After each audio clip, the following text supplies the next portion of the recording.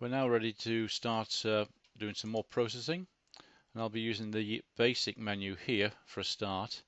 Since CS6, most of these controls have changed in the way they operate.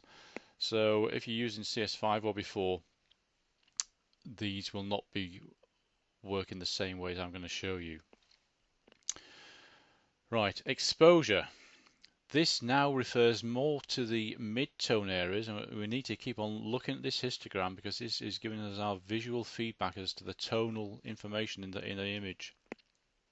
But by dragging to the right, the mid areas move to the right, and by dragging to the left, the mid areas tend to move to the left. I'm going to leave that as it is at the moment. Just double click on the little slider and it will go back to normal. Contrast, that just boosts contrast in the image. Okay, at the moment I don't really want to use that. Highlights, now this applies tonal corrections to the highlight area of the histogram up here. Shadows to the shadow area. But with CS6 we've also got additional whites and blacks, so that affects the clipping. So you can see that just affects the right hand side of the histogram, and that affects where the clipping of the whites will occur and the clipping of the blacks will occur. Okay, so first of all I'd like to try and bring back detail into this shadow area. Okay, so I'm going to drag the shadow slider to the right to add brightness. We can, if we drag it to the left, we add darkness. I'll just get rid of these little highlight clippings so we can see the effect better. Okay, so we can actually add negative shadow detail, but by dragging this, watch how this detail that was hidden in the raw file, you would not be able to do this with a JPEG file. We couldn't actually see what was in the area inside there, but now there's actually detail in the image. I'm going to leave that roughly about there. Look at all the texture and detail that we've got in the cabin fabric there.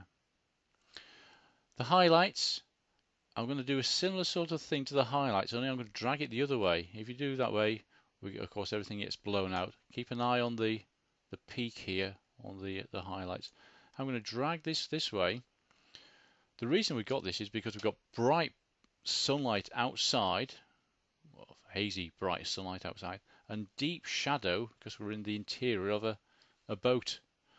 So there's a huge contrast range. So what I'm doing here is trying to balance this contrast, boost brightness in the shadows, diminish brightness in the highlights to try and balance out, almost producing a HDR effect from a single raw file.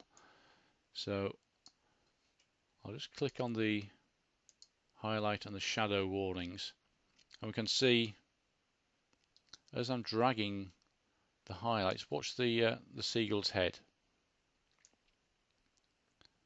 and the white bits have almost gone.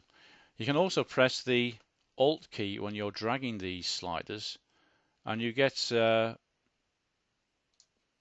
representation of just where the highlights are being clipped. I'll just bring that back to about there. Or the shadows are being clipped. Okay, by pressing the Alt key whilst you're doing this.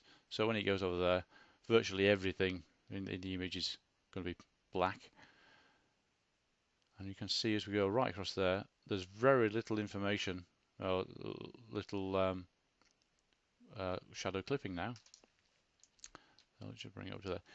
You can actually change these numbers by using the up and down key on the keyboard if you wish.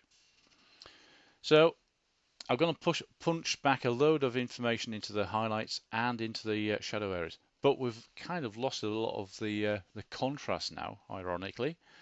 So I'm going to adjust the contrast slider here now.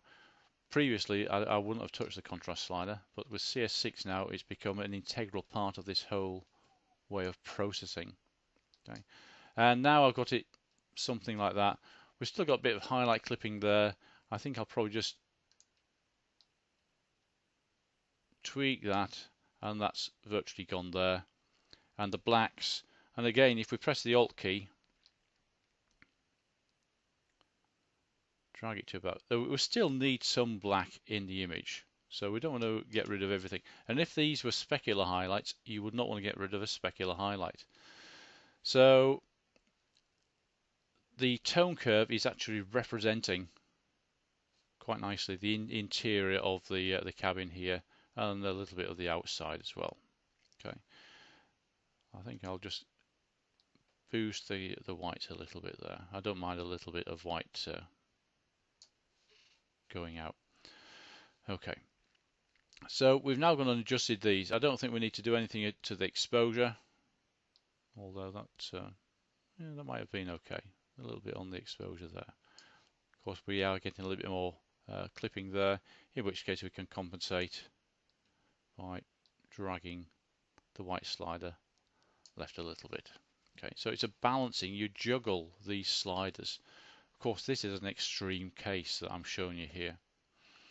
Further down, we've got clarity, and we can drag the slider left and right. Now this brings tonal information, well, almost a sharpening effect to the midtones, or a softening effect to the midtones. This can be quite an effective way for glamour shots or misty, moody sort of shots. Generally, I find pushing quite a bit of clarity in helps. In this case, if we push it right up, we're almost getting a HDR type of gritty effect in the image. I don't want to get too much into that effect, so I'm going to put it there. Vibrance, this is an intelligent saturation tool. It only boosts saturation in the areas that aren't very saturated at the time. The saturation slider just willy-nilly pumps color into or out of each channel, irrespective of its original condition. So I don't tend to use the saturation much at all these days. Maybe just get a slight boost. All raw files will need some sort of tweaking. It happens automatically in a JPEG file, so I'm probably going to leave it like that. Okay, so we've done the basic tab. So in the next tutorial, we'll move on to some of these other ones.